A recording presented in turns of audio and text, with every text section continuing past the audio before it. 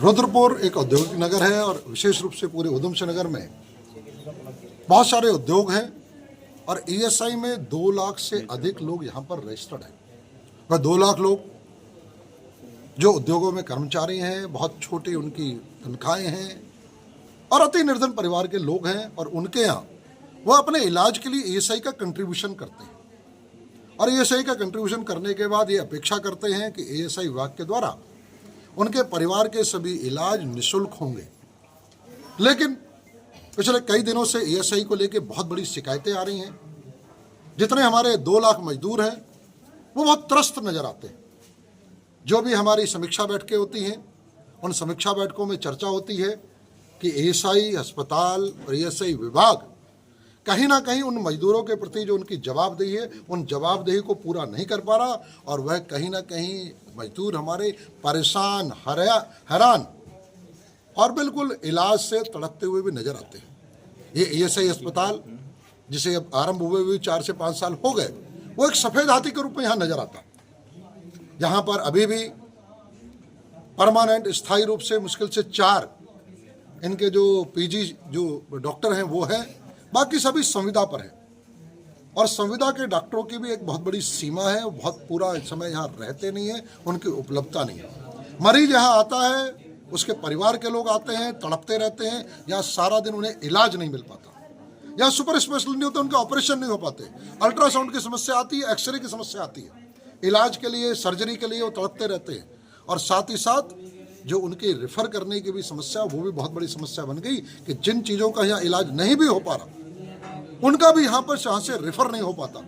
इसलिए वह प्राइवेट अस्पतालों में जो इम्पैनल्ड है वहाँ भी इलाज नहीं करा पा रहे। साथ ही साथ जो इमरजेंसी के मरीज हैं, किसी की दुर्घटना होगी, किसी मजदूर के परिवार में मजदूर की वह सड़क पर तड़प रहा है, क्या उससे कल्पना की जा सकती है कि पहले वो ईएसआई अस्पताल के यहाँ से रेफर बनवाए?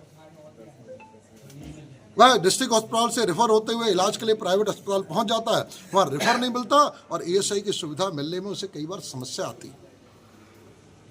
ऐसे ही अगर कोई हमारी बहन, अगर उनकी प्रेगनेंसी का समय होता है तो बहुत क्रूशियल समय होता है, वो यहाँ के रेफर नहीं करा सकती। इस तरीके की समस्या और इस तरीके की केस वहाँ पर उद्योगों के प्रतिनिधियों के द्वारा, जो हमारे कॉन्ट्रैक्चुअल जो लेबर है उनके प्रतिनिधियों के द्वारा वहाँ चर्चा की गई और इस तरीके की बहुत सारी समस्याएं भी यहाँ पर इस ईएसआई अस्पताल में आ रही है कि जो इमरजेंसी में तड़पता हुआ मजदूर है, उसका परिवार है, वो भी रेफर ना होने के कारण से कहीं ना कहीं इलाज के लिए वंचित रह जा रहा, उसे इलाज नहीं मिल पा रहा। इस प्रकार की बड़ी गंभीर समस्या है। आज यहाँ पर ईएसआई की medical commissioner north Mrs Kamlesh Harish वो यहाँ पर आई हैं। वो इस क्षेत्र की सबसे बड़ी नॉर्थ की अधिकारी हैं। उनके साथ मैं स्वयं बैठा हूँ। हमारे सिडकुल के प्रतिनिधि, सिडकुल एंटरप्राइज एसोसिएशन है उसके प्रतिनिधि, जो हमारे यहाँ कॉन्ट्रैक्चुअल लेबर है, मैन पावर के उनके जो एसोसिएशन है उनके प्रतिनिधि हिमांशु शुक्ला सहित, श्री सिन्हा जी सहित, ऐसे सभी हम लोग बैठे थे। इन सभी समस्याओं को उन्हें बताया गया है, उन्होंने उसे गंभीरता से लेकर उसके समाधान का आश्वासन दिया है। निश्चित रूप से इस व्यवस्था को सुधारने की आवश्यकता है।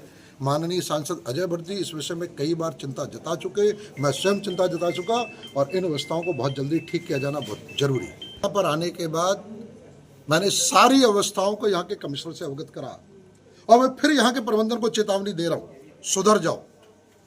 गरीब मजदूरों के हक के लिए जो केंद्र सरकार ने यहाँ व्यवस्था दी है, जो प्रदेश सरकार जिसकी मॉनिटरिंग कर रही है, उनको इलाज व्यवस्थित करना शुरू कर दो। अगर वो तड़पे तो निश्चित रूप से उसकी जवाबदेही तय करनी पड़ेगी। यहाँ पर उधार वाले जो मजदूर हैं उनका इलाज होना अति आवश्यक है और आज पूरी चेतावनी दी गई है। उम्मीद करते हैं कि आज जो कमिश्नर आई है कुछ सुधार होगा। काफ़ी समय बाद ईएसआई की जोनल डायरेक्टर हरीश मैडम आई हैं यहाँ और उनसे ईएसआई के संबंध में बहुत लंबी वार्ता हुई है।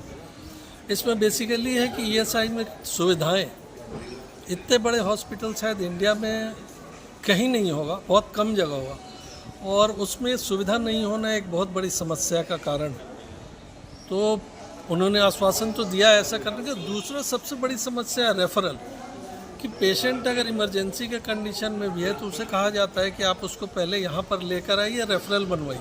तो किसी भी एक्सीडेंट और या किसी भी इमरजेंसी कंडीशन में रेफरल हॉस्पिटल से लाना पॉसिबल नहीं है। तो उन्होंने कहा कि SOP ऐसा नहीं है, मैं इसको देखती हूँ और कैसे सुविधा हो। यहाँ सिडकुल में करीब 2 लाख IP है, तो इनकी सारी सुविधाएं हो। यहाँ मेडिकल फैसिलिटी, डॉक्टर्स नहीं है, सिर्फ OPD है, तो कम से कम 25 से 30 डॉक्टर की रिक्वायरमेंट है, वो होना चाहिए। एक सिडकुल की बहुत बड़ी समस्या पिछले 7-8 साल से हम लोगों की बात हो रही थी, सिडकुल के अंदर से डायरेक्ट रास्ता आमतौर पे बाहर से आने में आधे घंटे का वक्त लगता है, जो अगर किसी पेशेंट में गोल्डन आवर जिसको बोलते हैं, जीवन जिस समय लोगों के बचाई जा सकती है, तो यहाँ पर हम लोगों ने पूरे रास्ते तो बनवा दिए, लेकिन वहाँ गार्ड नहीं होने के कारण रास्ता नहीं खुलता है, तो वो इन्वेस्टमेंट भी हुआ। तो हम चाहेंगे, जो ऐसा आश्वासन तो उन्होंने दिया है इस पर ध्यान देने का, तो ये भी हो। और इसके साथ हम पॉजिटिव ही रखते हैं कि बहुत अच्छा, मैडम से वार्ता बहुत अच्छी हुई है और ये सुविधा प्रदान होगी ऐसे।